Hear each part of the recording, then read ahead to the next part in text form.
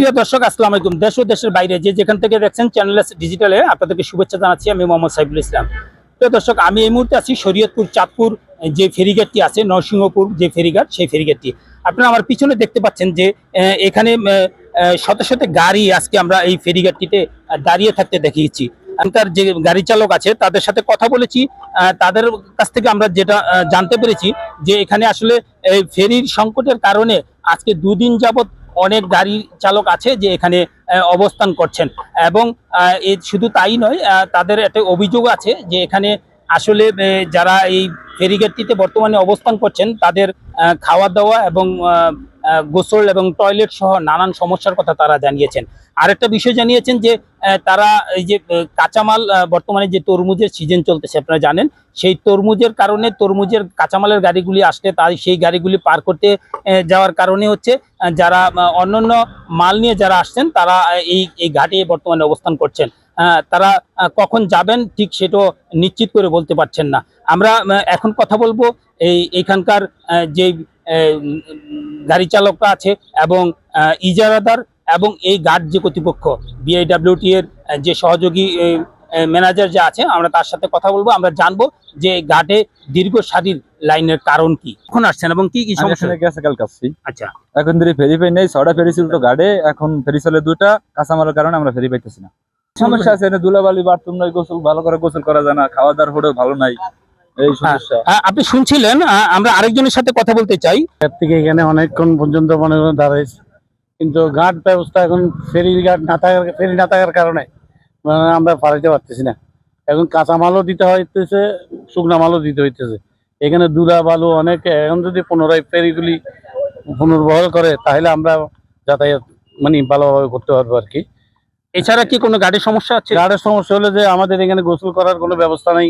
যে মাঠে একটা টয়লেট ছিল, টয়লেট গুলিও কাঁচরা নোংরা, এগুলি কোনো পরিষ্কার করে না এবং বন্ধ। এখন যেভাবে দেখতেছেন ধুলা ভালো খাইতেছে, এই খাইয়ে যদি ওই পারে যায় কোনো রকম গা গোসল দিয়ে তারপর আমরা আবার ধন্যবাদ। এখানে তো ফেরির সমস্যাই সব। ফেরি হইলো ছোট ছোট কয়েকটা ফেরি, এদিকে 5টা 6টা করে গাড়ি যায়, রাস্তা গাড়ি চলে অনেক, এ তো সংকট থাকবেই সব সময়। আমি ঘাট ইজারাদার, বাট আমাদের এই 4-5 যাবত আমাদের ঘাটের দীর্ঘদিন ধরে মানে লস হইতেছে, মানে প্রায় প্রতি মাসে 5-6 লাখ টাকার উপরে লস হইতেছে।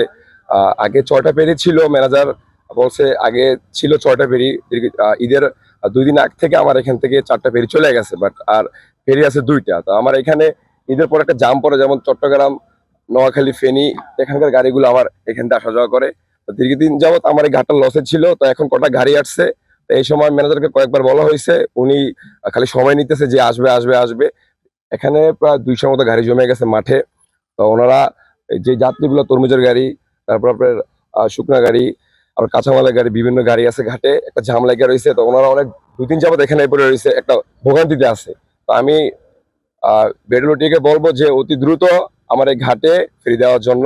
আগে 4টা ফেরি ছিল, আমার 4টা ফেরি এখানে ফেরত হোক, আর একটু বড় ফেরি দেওয়ার জন্য আমি চাচ্ছি, বিআইডব্লিউটির কাছে একটু আবেদন করতেছি যে উনি বড় ফেরি দেব, এখানে আমরা এই ঘাটগুলো জাম থাকবে না, ওনারা চলে যেতে পারবে। ওনারা দীর্ঘদিন যাবত এখানে প্রায় 2-3 দিন হয়ে যাবে মাঠে, ওনারা খাওয়ার ব্যবস্থা নাই, গোসল করার ব্যবস্থাও নাই, কোনো পরিবেশও নাই, আর এখানে ধুলাবালু মানে বিভিন্ন ধরনের সমস্যা ওনারা সম্মুখীন হচ্ছে। ধন্যবাদ।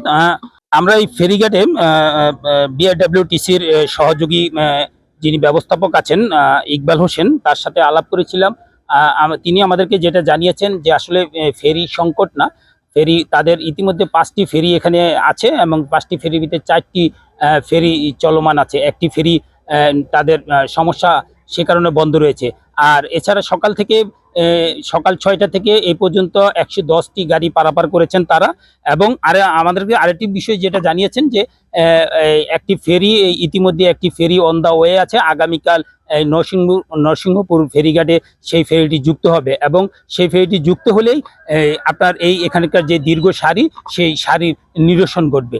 এ ছিল শরীয়তপুর চাঁদপুর ফেরিঘাট থেকে মোহাম্মদ সাইফুল ইসলাম, চ্যানেল এস, শরীয়তপুর।